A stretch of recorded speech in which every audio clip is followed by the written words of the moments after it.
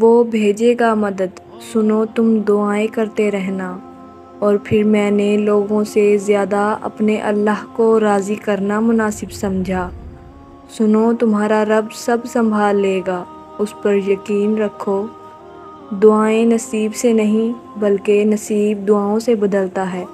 تم اتنے یقین سے مانگو کہ تمہارے یقین کے بعد کہانی معجزوں کی لکھی جائے۔ اللہ آزماتا ہے اپنے پسندیدہ بندے کو اس چیز سے جو اسے بہت پیاری ہوتی ہے، تاکہ اس چیز کی طلب انسان کو اپنے رب سے ملوا سکے اور وہ اسی سے امید رکھے۔ آزمائش بھی اللہ کی طرف سے تمہارے لیے یقین کا امتحان ہوتا ہے۔ وہ بدلے گا تقدیریں، وہ میرا بھی تو خدا ہے۔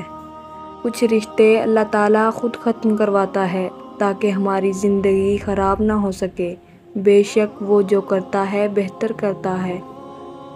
ہر چیز اپنے وقت پر ہی اچھی لگتی ہے۔ نیکی کمانے کا وقت جوانی ہے۔ افسوسناک بات یہ ہے کہ ہم نیکی اس وقت کرتے ہیں جب برائی کے قابل ہی نہیں رہتے۔ تہجد بہت خوبصورت عبادت ہے جہاں کچھ ملے نہ ملے لیکن رب ضرور مل جاتا ہے۔ ایک سکون ہے جب عادت ہو جائے، بنا پڑھے سکون نہیں ملتا۔ قرآن پاک پتھر دلوں کو موم کرتا ہے، ٹوٹے دلوں کو جوڑتا ہے اور بیمار دل کی شفا ہے۔ گناہ کے دوران موت نہ آنا اور گناہ کے بعد توبہ کی مہلت ملنا اللہ پاک کا بڑا احسان ہے۔ نماز کی پابندی انسان کے مشکل وقت کو آسان کر دیتی ہے۔ Thanks for watching. Please subscribe.